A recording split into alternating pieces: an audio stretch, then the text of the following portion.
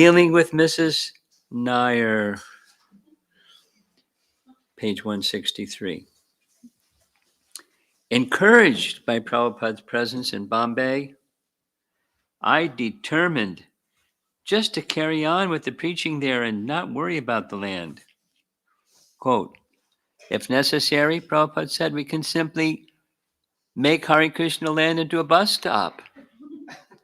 We can have many buses for distributing our literature, and those buses can go traveling and distributing books, and they can come back to Hare Krishna land, the bus stop, and the devotees can spend a few days and become rejuvenated and get more books and then go out again.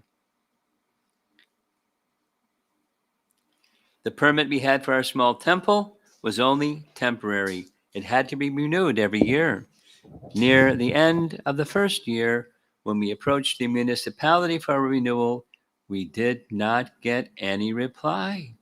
So we wrote them another letter, again without response. Finally, when the permit was about to expire, I took all the relevant papers and went straight to the municipal commissioner at City Hall. I explained the situation in less than 5 minutes, giving the man a concise account without mention of Mr. Nair and our dispute with him. And based upon my explanation and the documentation I had brought, the commissioner granted the year's extension. Just as I was coming out of his office, however, I saw one of Mrs. Nair's agents, and I could tell that something was up. So I went straight into the commissioner's secretary's office and induced him to type the permission right then on the spot and get the commissioner's signature. I sat there and waited until returned with a signed document, and then I took it with me and left. But I knew that Mrs. Nair was trying somehow to get the land back. We had also heard rumors that the municipality was planning to demolish the temple. In a letter dated April 28th, I wrote to the Santa Cruz Police Department, quote, we are the owners of Sri Sri Radhakrishna Temple at the Hare Krishna land in Juhu village. In his letter dated 27/4/73, the Municipal Commissioner Bombay, Sri M.W. Desai, had informed us that the permission for the shed of Kandalwal steel tube frame, which is the temple, is extended for 1 year. 2 days ago, a man allegedly from the municipal corporation threatened that at 9 or 10 a.m. morning, the municipality would come and demolish said temple.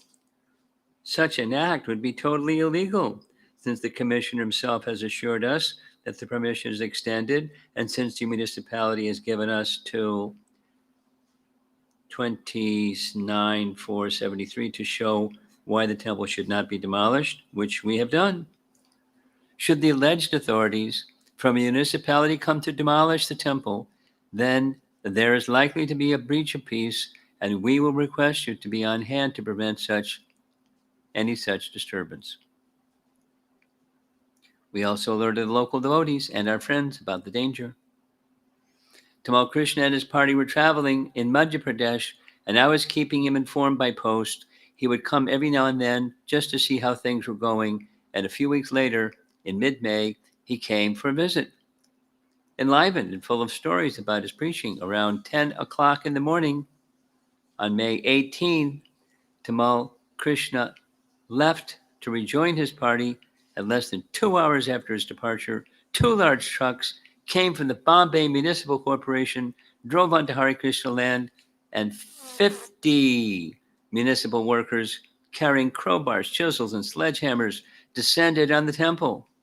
Following close behind was a big police truck from which 20 or 30 constables emerged. I rushed forward to meet the municipal officer in charge and asked him what was happening, why they were there. He said the structure was unauthorized and that they had come to demolish it. I replied that the temple was authorized and that I had the papers to prove it, that I had just had our permit renewed. We have permission. I said, you can't do this. The officer, however, seemed uninterested. even after I showed him the permit and the letter I received at City Hall, signed by the municipal commissioner himself. We don't accept your papers, he said, and he ordered the demolition to begin. I approached the policemen for help, but was told offhandedly, "We're just here to see that there is no trouble." Actually, they knew that we would try to stop the demolition, and they were there to make sure it continued without interference. What we heard later was that Mrs. Nair had collected 25,000 rupees on the death of her husband and had distributed the money to the municipal corporation and the police. And the municipal councillor for Juhu, Pushpakant Mahartre, something, who had been supporting Mr. Nair all along, had arranged for the temple to be demolished. Some workers put a ladder up against the temple, but when one of them was about to climb up with a sledgehammer to break the Darshan Mandap and had removed the first few pieces of the roof covering of the deities, those of us. I missed a page? Oh. Okay, I missed a page. Sledgehammer to break the roof. I knocked the ladder over. 3 policemen grabbed me, one by each arm and one by the neck, and tossed me into the police truck. Other devotees rushed forward to stop the demolition, but one by one each was apprehended and thrown into the truck. Maybe 20 of us in all. The last one left was Maitali, the head pujari. She had locked the doors to the deity chamber and was standing steadfast in front of them, ready to knock down anyone who came near. I was carrying the deity's Rajbhog offering, she later recalled. When I saw there was a lot of policemen surrounding the temple, I dropped the plates and started to run towards the temple. I closed, locked, and bolted the deity room doors, which were up a few steps, and I stood on top of the step with my back to the doors. The workers were knocking down the whole roof of the temple hall, including the long tube lights, as well as the framed pictures of Krishna. And when they turned to destroy Tulsi, I left my position with my back to the doors and went in the middle of the temple where she was standing from the morning, because they were going to hit her. And at that point, they grabbed me. I hit one of the officers in the face. Then they all came around me and started to drag me out of the temple. On the way, I wrapped my elbow around one of the steel tubes supporting the corner of the temple and held on as hard as I could. She was a big, strong woman, and they couldn't pry her off. They started hitting my elbow with a stick, so I would let go. And I fell on the floor of the temple, and they picked me up by one foot and one braid of my hair and dragged me across the field, which was now full of people watching the whole thing. They carried me halfway across the field, and as many people watched in horror, threw me face down into the police wagon. When Prabhupada heard that Maitali had been kicking and screaming at the policemen as they were dragging her by the hair, he said that she would go back to Godhead kicking and screaming. And he compared her with Draupadi, whose hair infamously had been grabbed by the evil Dushasana. After Maitali had been dragged for the temple, 2 women, Jagat Purusha's mother-in-law, Yashoda, and another local woman, guarded the deities. And because they were Hindu Indian ladies, the police did not touch them. But other than them, no one, not any one of the hundreds of neighbors, tenants, and passersby lifted a finger to help us. When the demolition squad had destroyed or dismantled the entire temple hall, except the steel poles supporting the roof, they called for a blowtorch. Meanwhile, some of the neighbors who opposed us had gathered to watch and were laughing and joking together. Whatever this man's name is. Mate? Matre was standing by the little Shiva temple across the street, and he and his accomplices were enjoying the show. One man who lived across the street, Krishna Rao Rane, stood quite close and was laughing as he watched the workers cutting the steel rods with blowtorch. Before we arrived on the land, he had distilled illegal liquor there and had hid it in the overgrown weeds and bushes. He was quite influential in Juhu in a Tamasic sort of way and didn't think he would maintain the same power, the same hold on people with us there. Yashoda was also something of a mystic, and when she saw the man watching and laughing, she cursed him. You, just as you are laughing now, when Krishna's temple is being burned, one day you will also burn. Only one devotee wasn't arrested during the demolition, Manasvi. He was crouched behind some bushes watching the whole thing. When he saw us all being carried away, he found a telephone, called Mr. Mahadevia, and asked him to help. Mr. Mahadevia phoned Bal Thakarai, a staunch Hindu, and the founder and leader of the Shiva Sane, one of Bombay's most powerful political parties, and told him what was happening. If he did not intervene, Mr. Mahadevia told him the temple would be destroyed and he would get a bad name.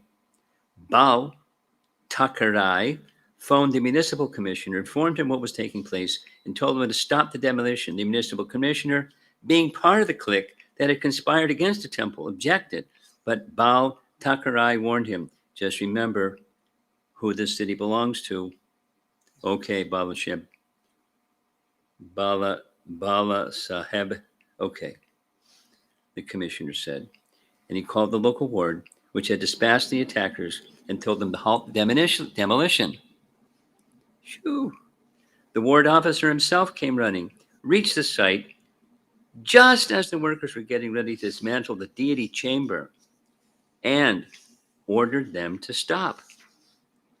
They had already completely destroyed the darshan mandap and had removed the first few pieces of the roof covering the deities. Those of us in the police truck were taken to the Santa Cruz station and locked up in a holding cell. I want to phone my lawyer, I called out. No phone calls. They said, stay where you are. You're not going anywhere. When Dr. Singhal heard that we'd been arrested, he came to the station and appealed to the officer in charge on our behalf. They are not sinful, he said, or criminals. They are not hypocrites. They are genuine people. We know them. They should be released. The police allowed Dr. Singhal to come inside and see us. The devotees were doing Kirtan, his wife recounted, sitting and chanting with cartels. They were not sad except for the deities in the temple. Otherwise, they were happy there. They had full faith in Krishna. Only after several hours were we released from custody and were able to return to the site. When we got back from the police station, we came upon a strange scene. In the middle of a vacant lot, strewn with rubble and metal bars that had once supported the temple structure, were the beautiful Sri Sri Radha Rasa Bihari, dressed in their green and silver outfits and garlanded with flowers. They stood in their carved teakwood altar amid the fragrant scent of burning incense and warm glow of ghee lamps. Only a few small pieces of the roof over them had been removed. Other than that, they had their deity room remained intact. And the picture of Lord Nrsingadev over the altar doors, though slightly tilted to the side, has survived as well, as if he was looking down upon us and assuring us that he had been there to protect the deities. It was amazing, Maitali recalled. The flower that I had put behind the ear of Radharasa Vihari was still there, and the ghee lights were still burning. The only offering they had missed was the Rajbhog offering. That's a pujari.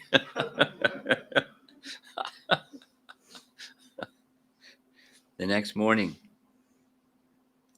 headlines broadcast the news of the temple demolition. Unauthorized temple demolished by municipal authorities, announced the Free Press Journal. Quote, the makeshift Radhakrishna temple constructed over about a year ago by followers of Hare Krishna sect at Nayarwadi, Juhu, were demolished by 30 municipal officers amidst police security. This resulted in a clash between members of the Hare Krishna sect and the municipal officers. Now, how do you say his name again? Matre? Matre? Matre? Matre had arranged for hostile reports about us to appear everywhere, which, as we learned, could be achieved by bribing the newspaper people. He had been paying people off and spreading false propaganda, telling them that we were hippies, drug users, kidnappers, even CIA agents. He raised questions about our charitable status with the charity commissioner, and even more alarming, had approached the Foreign Registration Office to have us kicked out of India. When Srila Prabhupada was informed of what had happened, he was, of course, concerned. But he told us, do not worry, not to worry. The episode was part of Krishna's plan, he said. And if we took it as an opportunity, the result would be positive. The demolition of our temple by the municipality would actually strengthen our position. Still, he told us, the incident showed that we could not manage it all on our own. We needed help of our life members. We should take advantage of the incident to organize them and get them more involved in our activities, and along with other supporters and sympathizers, to publicly protest the attack, expose the persons responsible, and begin the rebuilding process, he suggested. Several who might be of particular assistance. Mr. Sada G. Watlal, who led the Vishva Hindu Parishad, an organization that defended Hindu Dharma, could help with publicity, and Mr. Sethi could help prevent further attacks. We began to approach our friends and life members. Prabhupada himself sent an open letter, which we published in the next edition of the Hare Krishna Monthly.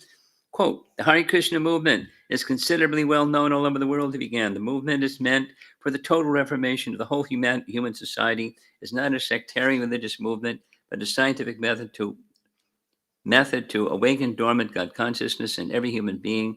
In 1965, I went to the States for more than 1 year. I had no support there. Later on, by July 1966, some of the younger section of America had joined me, and they supported our movement wholeheartedly. Our basic principle is the Bhagavad Gita as it is. After organizing this movement in America, Europe, Canada, Australia, etc., I came back to India in 1970 with a group of American assistants.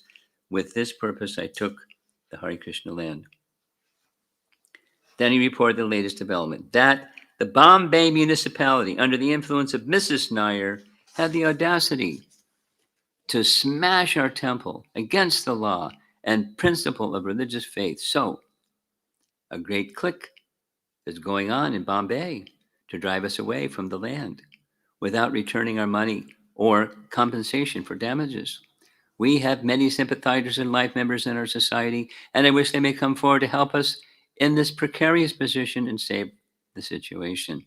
Our cause is so noble, scientific, and pure that everyone, irrespective of caste, creed, and religion, should come forward and save us from this position. I hope that my appeal to the people of Bombay will not go in vain.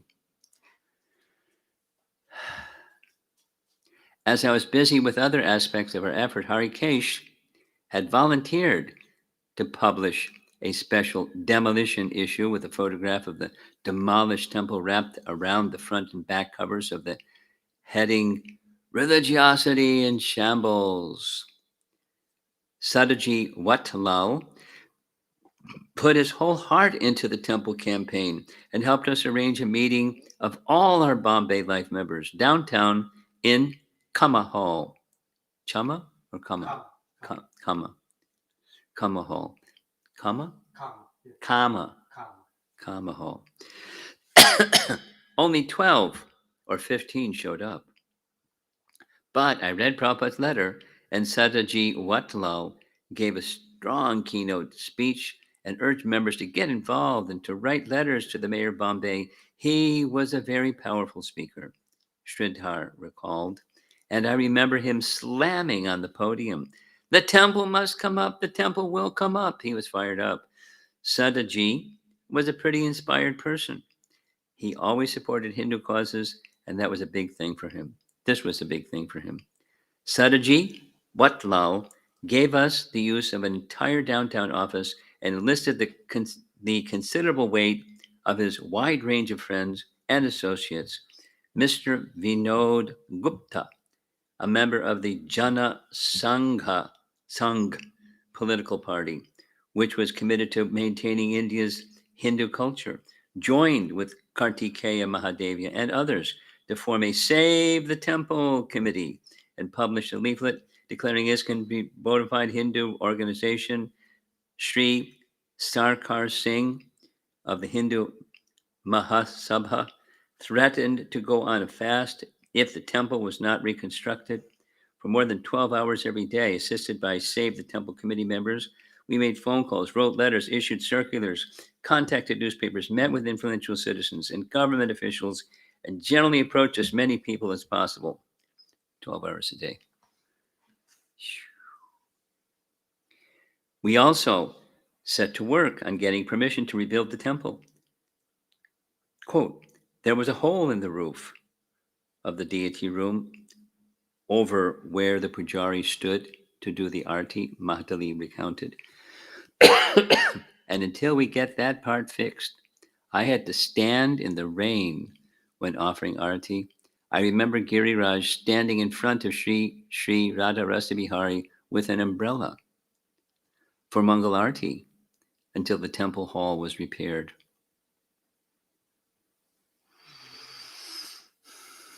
Under the circumstance, Prabhupada had directed we should immediately reconstruct the deity shed. Barbed wire fencing should be immediately done to cover the naked land, and, if possible, immediately in front of the deity shed, a temporary pandal should be constructed with our materials. If it is done, so done, then I can go to Bombay and begin Bhagavat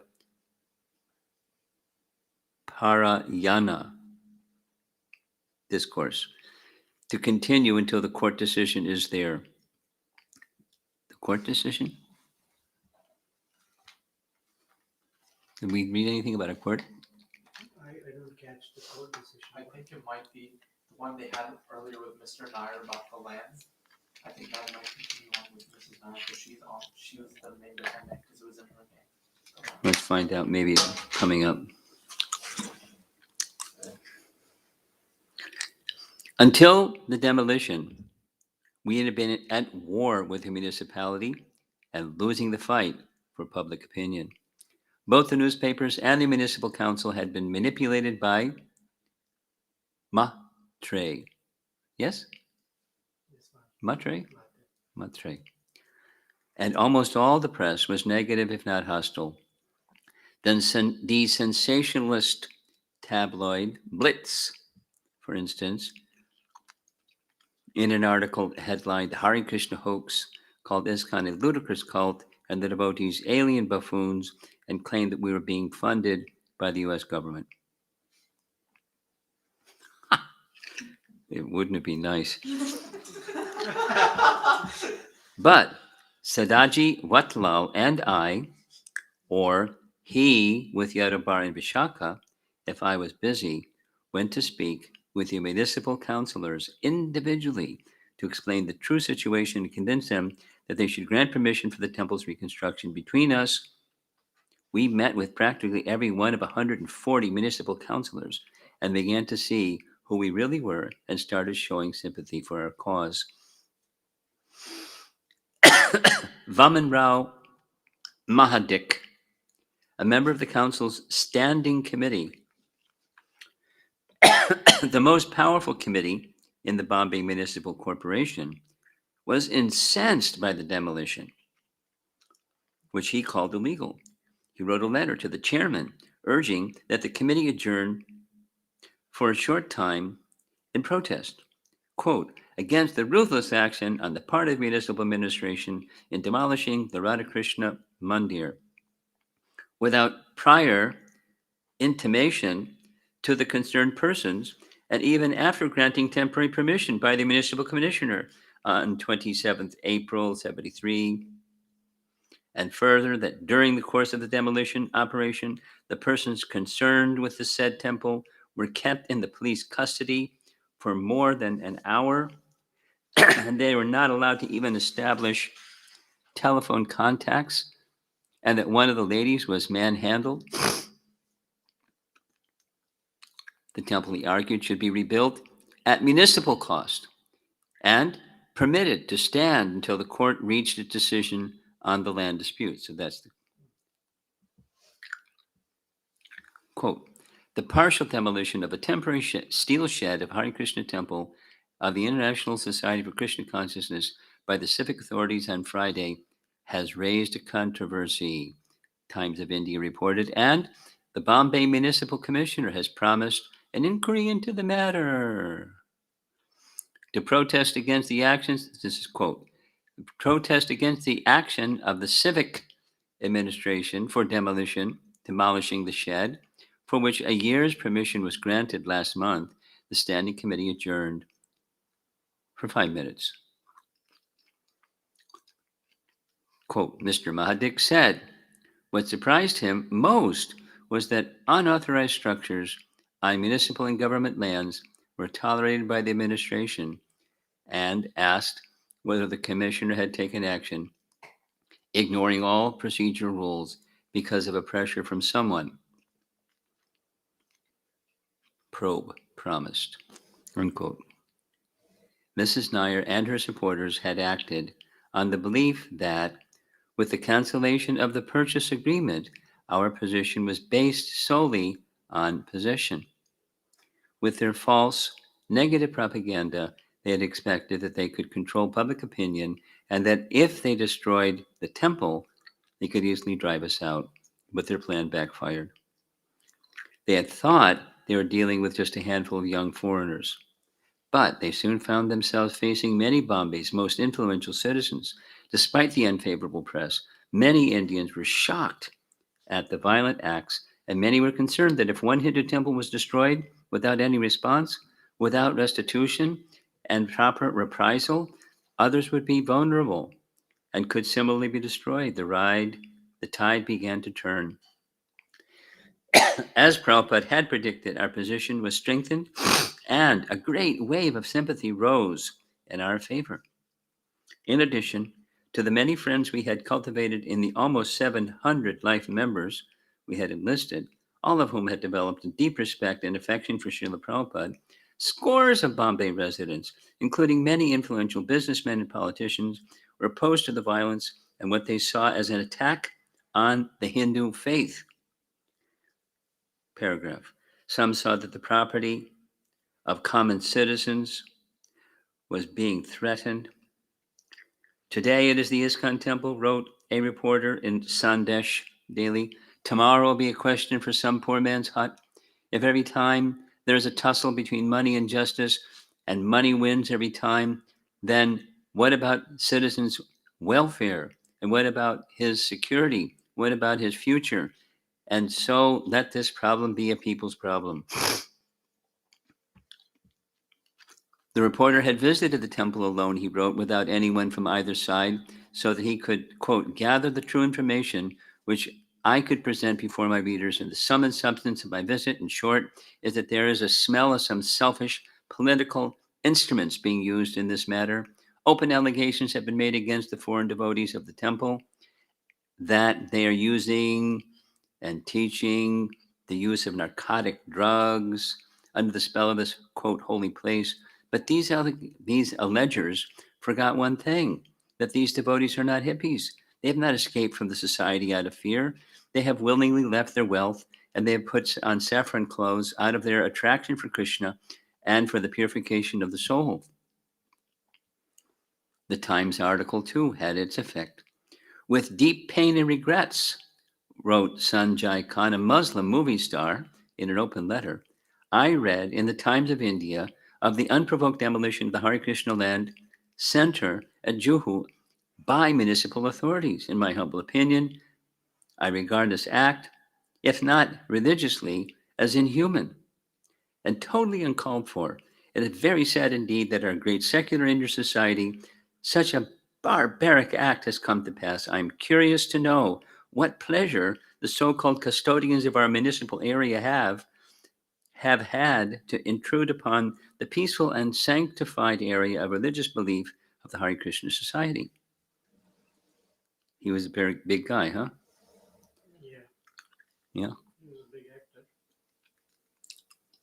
You've heard his name before. I've heard his name before. Sanjay Khan. Yes, he had made a TV series, Okay. and the entire set got burnt. He survived. That happened to him Happened to him. because of this? I don't know because of this, but there was an accident much later. Okay. I'm just saying that Okay. populated. Okay. In his letter, Mr. Khan advocated for, quote, immediate restoration of the demolished shelter and these people to be allowed to coexist without any further harassment and injustice. Quote, I find the people concerned at the Juhu Hare Krishna Society totally peaceful and add color to our area with so many wonderful people from various parts of the world. Their contribution may, may be assessed in terms of propaganda, propagating message of love and understanding. One by one, many of the area residents and all the municipal councilors were convinced both of the Nayars and their agents' illegal and reprehensible actions and of our legitimate claim to the land.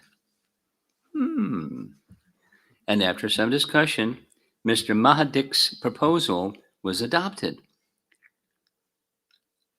Other than two abstaining members of the Congress Party, with which Matre was affiliated, the committee voted unanimously to censure those officials responsible for the attack. Paragraph. The Standing Committee, capital letters, Chairman Bhagwati Shroff wrote to M.W. Desai, the Municipal Commissioner of Greater Bombay, quote, since the structure was demolished without issue of notice as required under provisions of BMC, Bombay Municipal Corporation Act, the structure should be reconstructed at municipal cost. And the party should be given temporary permission for the shed till the court decides the dispute about the ownership of the land, unquote. The Municipality Standing Committee has condemned the hasty action of the municipality, Prabhupada wrote, Mrs. Singhal, and has agreed to reconstruct the shed at their cost. Not only that, the temporary construction shall continue to stay until the court decision is there as to who is the proprietor of the land. The apparent calamity had served as an impetus for us to meet more new people and present Krishna consciousness and to organize and mobilize our friends and supporters far beyond what would have done under ordinary circumstances. Break.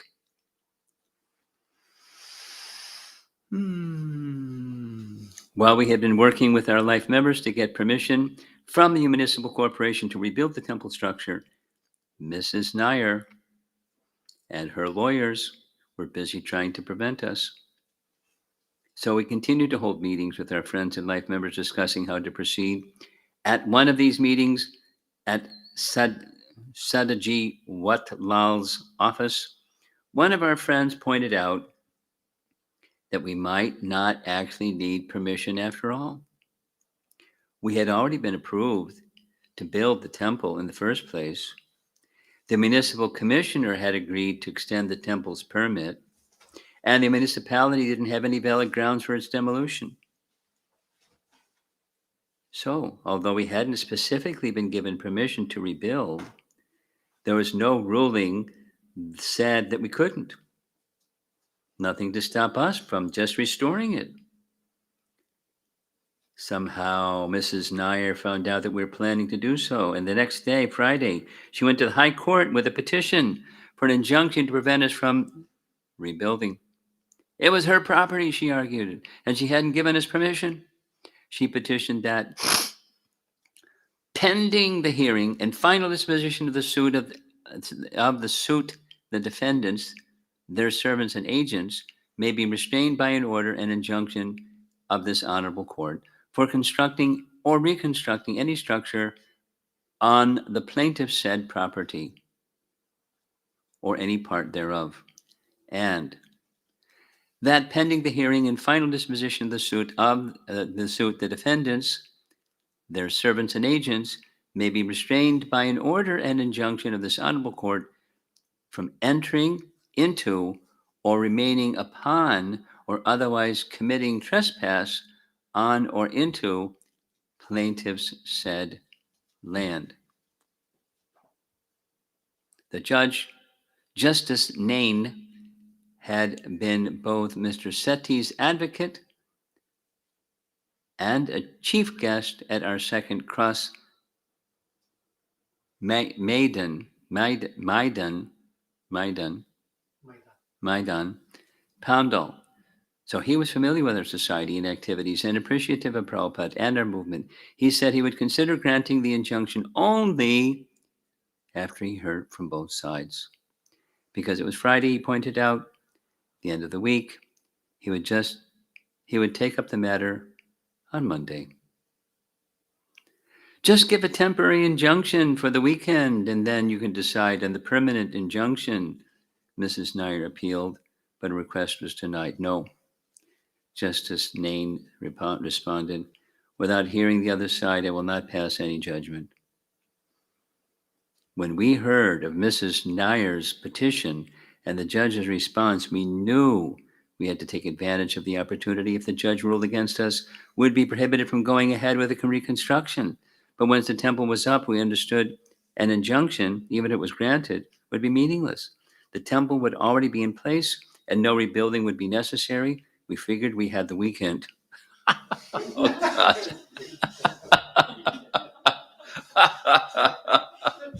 Oh, boy.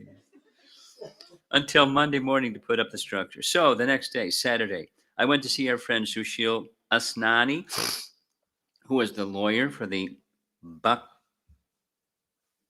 Bhaktawar Construction Company, and had many contacts, and told them what we had to do. We needed materials, asbestos sheets, sand, brick, and cement. And although Sadaji Watlal's most visible business was his sweet shop, Punjabi Chandu Halwai Karichiwala. Tough names. Prabhupada called him the Sweet Ball King. He was also a building contractor, and he helped us arrange for some materials. In those days, it was difficult to get cement and almost as hard to get bricks. The demand exceeded the supply, and the government had imposed cement control.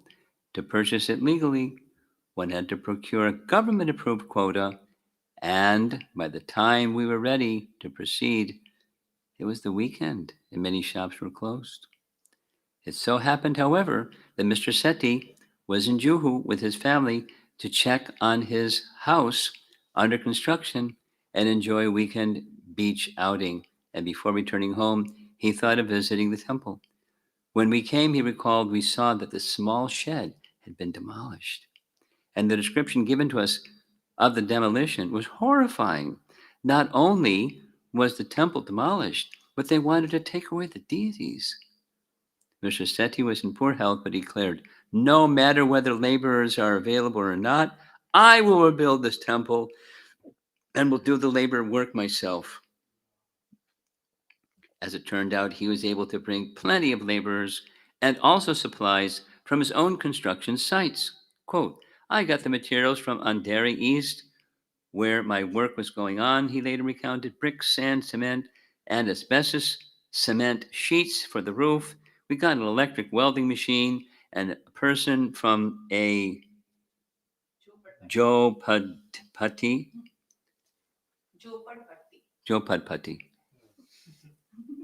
slum who knew welding and welded all the pipes, which the asbestos sheets would go on. In the course of the day, Mrs. Nair, Matre, and Mrs. Nair's solicitor, Bachubai Shah, all came to the site. You can't do this, they shouted, demanding that we stop. Bachubai Shah, the son of Chin Man Lal Shah, came to serve me with what I presumed was a notice enjoining me from rebuilding the temple and threatening me with consequences if I did. But when I saw him, I ran away as fast as I could. And he came running after me as fast as he could in his suit and tie. In italics, the respectable solicitor, Bachubai Shah, is running after me like a child in a playground, I thought. Where is his dignity? He couldn't catch me. And when I looked back from a safe distance, I saw him looking frustrated. Leave the letter with someone else who just happened to be there with no proof that I'd received it or ever would. Wow. Cops. What a story. I like Martin's presence of mind to just run. What a story. It's like out of a movie or something. Like an Indian movie.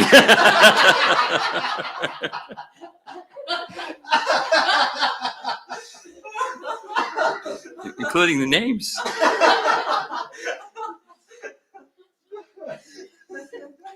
Matre too demanded that we halt the construction. No, Mr. Sethi replied. Why should we stop?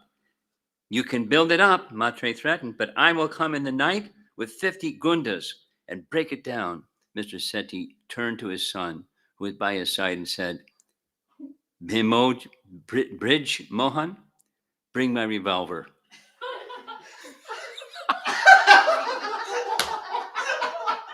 It's an Indian movie, man. And my rifle. Then he said to Matre, don't bring 50 gundas, bring 100. Bring 200. I have 250 cartridges. You'll have to bring at least 251. He had a Kshatriya side, and he was staunch. They did not count on the amazing heroism and bravery of my personal hero, Mr. P.L. Sethi, Maitali said later, echoing everyone's admiration. As Bridge Mohan Sethi remembered, so, with a revolver in my hand and the rifle in Daddy's hand, we started to work.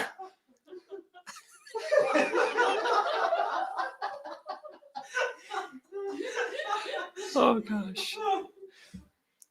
We could do this not because of something in us, but because the blessing of Prabhupada. Only with his blessings and mercy could we start the construction. The entire night was raining cats and dogs, but we never stopped the work. It went on. As the rain fell, Mr. Sethi recalled how by lifting Govardhan Hill, Lord Krishna protected the inhabitants of Vrindavan from the devastating rainfall sent by Indra. He was unperturbed. Indra wants to test me, he thought. All right, if you want to come down, you can come down more heavily. But I have the blessings of Srila Prabhupada. I have to rebuild the temple, and I will. They were joined on guard duty by Jagmohan Sursagar, a popular singer. Okay. Amritlal Pandya, this gets a movie. Bal Krishna Chug, Mr. Madan Mohandas, Dr. Singhal, Bipin Desai, all life members. V.N. Bakshi, also a life member, organized 2 strong volunteers on motorcycles, and they circled the land and patrolled the road in front of the temple. A few police constables came in a van, but they left around midnight. I was overseeing the rebuilding, and Tamal Krishna told me, I want you to stay up all night and make sure the work is done. People will be working all night long, and gundas may come to attack. I want you to stay up and make sure that the work keeps going and that nothing goes wrong. A few days earlier, Satsrup Das Goswami, my first temple president, by whom I was greatly inspired, had passed through Bombay. I was appreciating his humble and gentle demeanor, and I wanted to emulate him. When Tamal Krishna told me to stay up all night and oversee the work, I mentioned how I wanted to be like Satsrup Maharaj, a simple, humble sadhu. Tamal Krishna looked at me straight in the eyes and said, with a firm intensity and controlled anger, your humility will be to stay up all night and make sure the temple gets rebuilt. I thought about it, and I had to agree. Where was the humility if I was ready to surrender to the order or desire of the spiritual master? If I was not ready. If I would have retired from the evening so I could get up early and be a good devotee and chant my rounds, which wasn't bad, I wouldn't really have been humble. It's more humble to submit to the authority and do the needful for Srila Prabhupada's service. To be humble meant to be ready without personal consideration to do whatever the spiritual master wanted, whether or not it conformed to popular conceptions of a humble sadhu. Mr. Sethi and his son, the friends and life members, and the laborers stayed up all night to protect and complete the construction. I was there with a gun, Mr. Sethi recounted. We started at 9. At 11, one man came at the road, and I challenged him, if you come inside, I will shoot you. That's great. Imagine this in a movie. They'll probably make a movie of this one day. And he ran away and shouted to some other men, they're ready to fight. Don't go there. It was pouring rain and the lightning was bad. And when the men were putting up the asbestos sheets, they were slipping on the ground. So we brought around 50 mats and put 20 men on them, one man supporting another, so there was no slipping. 10 masons worked all night, and we completed the walls and the plaster. Sridhar was at the site too, chanting japa in the jeep. When someone asked him why he was there, he joked, if anybody comes, they can make a quick escape. Actually, the whole thing was right, in keeping with my nature, he recalled. When there is a good chance of a fight for Krishna, I don't run away from it. It was very exciting. I was ready. We stayed up all night. Miserable night, but we kept waiting for them to come. Mr. Sethi had his gun, and I had a knife or some other weapon. And the devotees, life members, masons, and other skilled workers, laborers, and other friends did it. They put it all up in that one night, finishing around 4 a.m, and no one came to disturb the work. And then we had Mangal Arti. It was done overnight, Amratlal Pandya described. In order to help Bal Krishna Chug, Dr. Singhal, V.N. Bakshi, Bipin Desai, Mr. Mehta, and I came, though Mr. Mehta left because he was staying nearby and was threatened. We were also threatened, but we didn't bother for that. For the sake of Krishna's temple, suppose we become lame, no worry. If the head is broken, no worry. Somehow or other, we had to see that everything was completed. We stayed throughout the night, and ultimately the construction was completed. The temple was reconstructed, and the festival started. Everything began in a regular way. Matre, yes? Yes. Matre returned around 7 the next morning, but by then he was too late. It was too late. It is built, we told him. Go to the court. Later that morning, we appeared in the high court and told the judge that the temple has already been built. What temple is built? He said to Mrs. Nair. What is built is built, excuse me. What is built is built. No one can destroy the temple. When Prabhupada heard the news, he considered it a complete victory. The temple had been rebuilt. Quote, in Bombay, we have just been victorious over the party who had torn down our temple, and the temple has been completely reconstructed. In addition to our gaining overwhelming new popular support, he wrote to Guru Das. I'm glad to hear of victory in the matter of the Bombay property. He wrote to Mrs. Singhal, now it is rebuilt, and people are supporting our cause and finding out more about our great movement. You please help and tell everyone how nice chanting Hare Krishna is. You can make nice movies too. 3 weeks later in London, Srila Prabhupada brought up the topic of demolition with George Harrison. Ooh. In Bombay, we are undergoing some tribulation. You have seen this booklet? Prabhupada showing George the special demolition issue. The city, municipal authorities knocked our temple down, Shamsundar explained. Why did they do that? George asked. Oh, that's a long story. About the land, Shamsundra added, there was some dispute. We purchased it, and the other owners had tried to dispute it, and they were powerful with the police. They didn't want you to have the land, or they said you didn't own the land. They said we really didn't, even though we paid for it, Shamsundar said. They were powerful friends with the police, and they got the police to come, and they demolished the temple. Really? With the deities in there? They didn't destroy the deities. No, Prabhupada said. They dismantled the deity room. In the meantime, another message came, don't go on further, so they stopped. George, you'd expect it somewhere like in America or in the West. In India, you wouldn't expect that. No, Prabhupada agreed. This is an extraordinary incident. Now the public is on our side. When one preaches, he must tell the truth, just like Lord Jesus Christ. The people did not like his preaching, but he did not stop. But in preaching, there's possibility of creating animosity. This temple demolishing? Yes, Prabhupada replied. We are innocent. We're simply worshiping. We have given money. Everything is all right.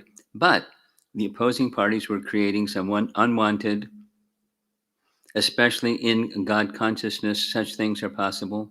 We have to pay sometimes. Even Prahlad Maharaj, he was a 5-year-old boy, and his only fault was he was Krishna conscious. His father became his enemy, and what to speak of others? Because his father did not like God consciousness, he became the enemy of his child. Although the child was only 5 years old, so there is possibility of such things, yes. Prabhupada often quoted the saying, failure is a pillar to success, pillar of success. He said that especially in spiritual life, failure was not a discouragement. We just had to try and try again. And by his and Krishna's mercy, we were successful, and the temple was rebuilt.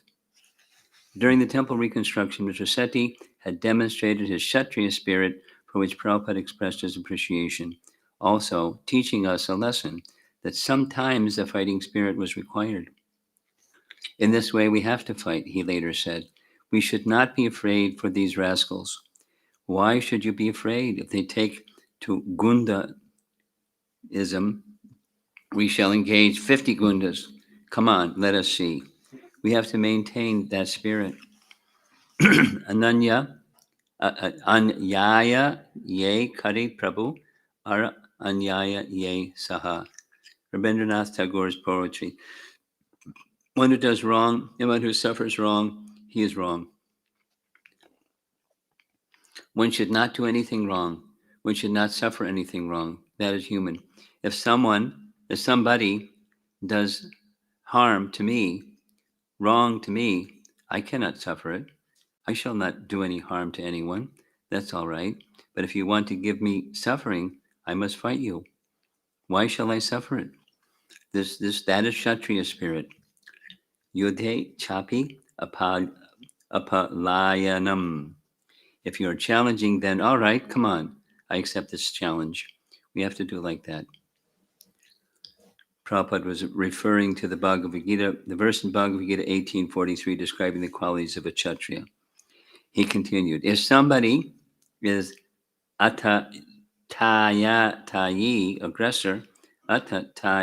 aggressor, you unnecessarily attack me, I must first kill you. That is my duty. Just like you have done here, Seti. I'll bring my revolver. That is argumentum ad baculum. Here, they wanted to put us in trouble, and he was in great trouble, so he came and stood. All right, come on, we shall fight. Bring my revolver. He did that. And so we have to do like that. Why should I tolerate unnecessary injustice? Take that spirit. In Srimad Bhagavatam 1:7-53-54, Lord Krishna himself instructs Arjuna. The personality of Godhead, Sri Krishna said, a friend of a Brahmana is not to be killed, but if he is an aggressor, he must be killed. All these rulings are in the scriptures, and you should act accordingly. If there is a fight, Prabhupada said, we must be prepared to fight. Mr. Seti mentioned me, that I had supported him, and I responded, referring to him. He is very heroic. He was very heroic. Yes, Prabhupada said, he is a Kshatriya. Then Mr. Sethi told us about his experiences fighting at the time of the partition between India and Pakistan. In the Pakistan time, he said, I fought 40, 50 men. Yes, Prabhupada confirmed. That is Kshatriya spirit. If you want to fight, you killed. Yes, many times. So many times. So you have got experience. Sometimes I've walked on the dead bodies. Really? So many dead bodies? I was with 4 men in Pathankot. A Tonga, a horse-drawn carriage, came with 6 Muslims, and they challenged us. We will kill you. We said, yes, come. You kill us. We will kill you. We fight. We were ready at that time because revolver was with us. And Kul Kadi. Kul Kadi? Huh? Kulahari. Kulhari. Excuse me. Kulhari axe.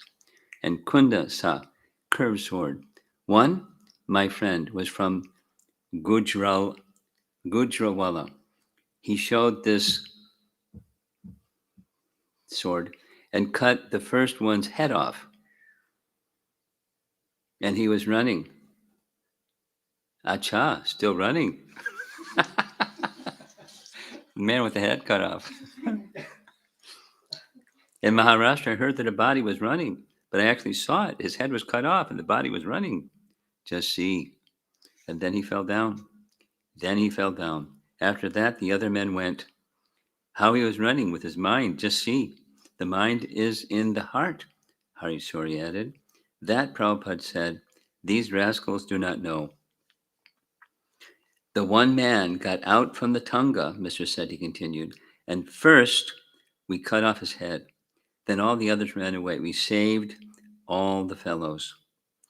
That is also Krishna conscious, Prabhupada said. You see how many demons were killed by Krishna? Referring to the rebuilding of the temple, Mr. Sethi said, I declared, if they challenge us, I am ready. Come on. In the night, the temple, I challenged. Come on. You are 150. We are not afraid. Then Matre came with that barrister to give Giriraj notice. I scolded and insulted him publicly. Therefore, Prabhupada said, Matre was so against that we must stop this. Yes, I heard from that doctor that he was insulted by Seti. Either Seti should go, like that he had repeated. I gave him he gave me a hint. Remove Seti. But I replied, I will not let that happen. And that doctor was Matre's man. He also gave a hint. Give Matre 2 lakhs of rupees. He was a canvasser on behalf of Matre. He wanted 2 lakhs. He will not give you a single paisa, Seti concluded. We will fight you. Come on. Phew. Well, there's 4 more pages from what I marked. At the time of the demolition, Tamal Krishna was leading traveling Sankirtan party, including Achyutananda Gargamuni Harikeshan Sridhar, and feeling enlivened by the preaching. Also, he was reluctant to get involved with the problems in Bombay, but when he heard about the demolition, he returned immediately. Because of the urgency of our situation, he flew, and the others came in the group's 3 jeeps. Thinking that Juhu was too far from the city and that we should be closer to the important people of Malabar and downtown Bombay, Tamal Krishna suggested that we approach life members to see if someone could give us a place to stay in the city. When we explained our situation to Bridge Ratan Mahota, he said that we can use his vacant flat in Nepean Sea Road in southern Bombay. The building, called Shiv Nair, was conveniently situated in the corner of oh gosh, these names. You're from Bombay. Come on.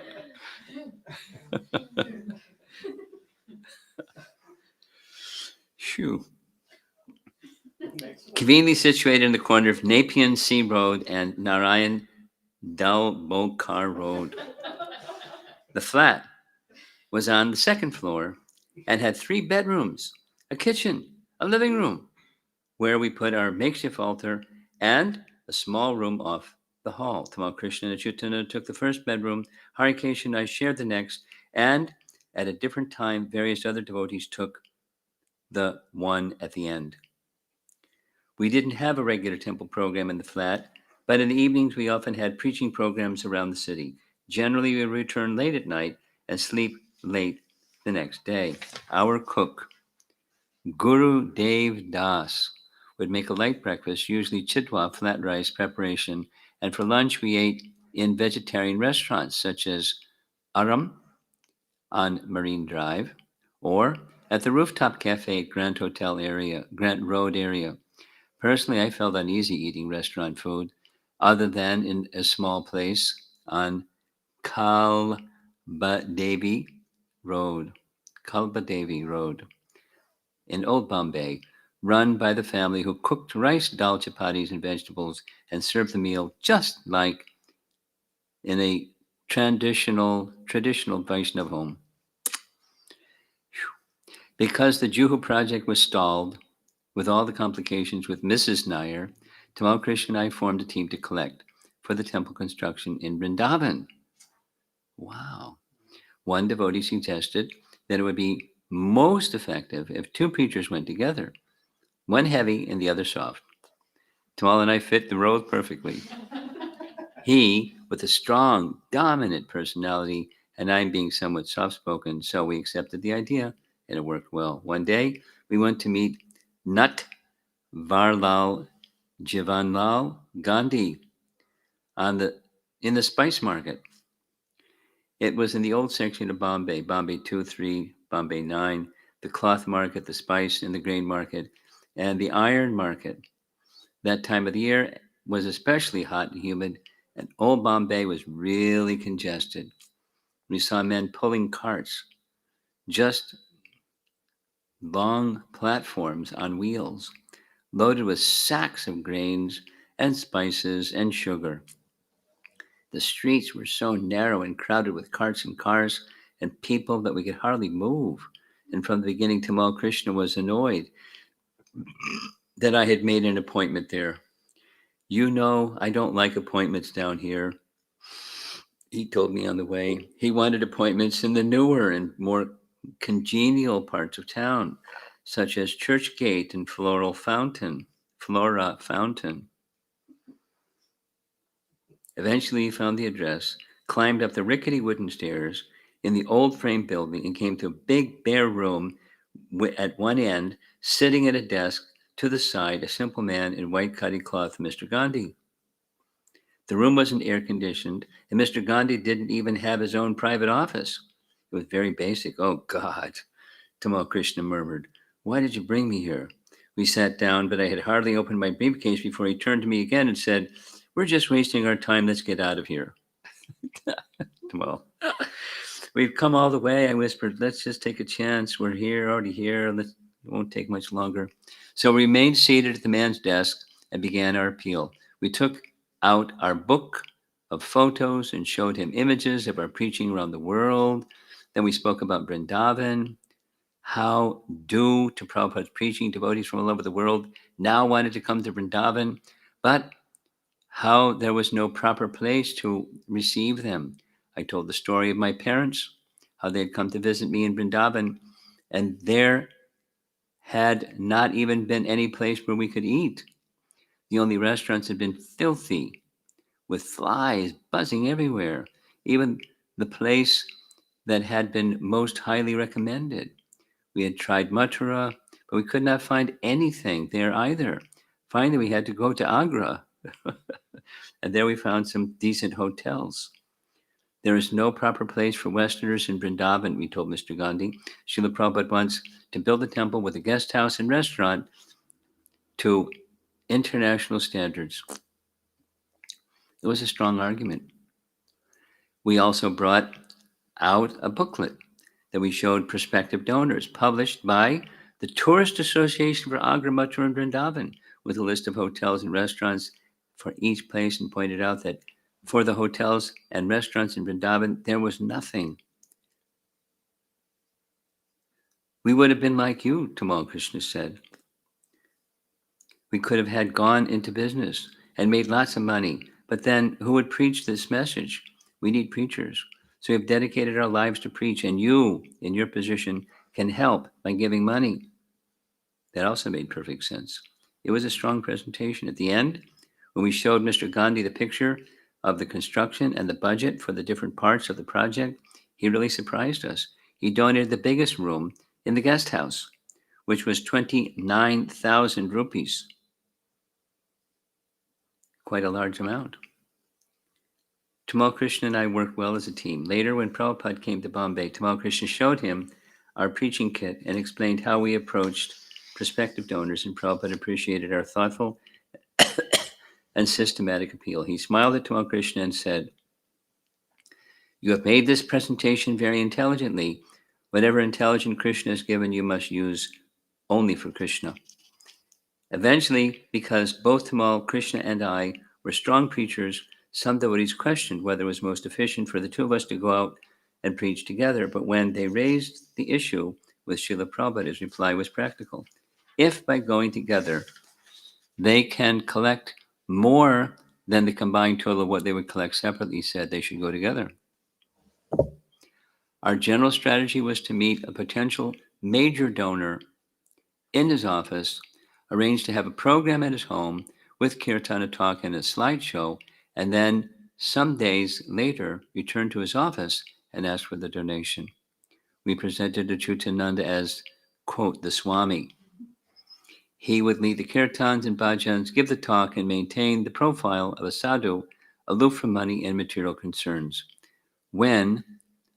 This is the last paragraph, when at one program at Pesu Aswani's home, a fabulous, spacious, opulent residence on prestigious Chumbala Hill.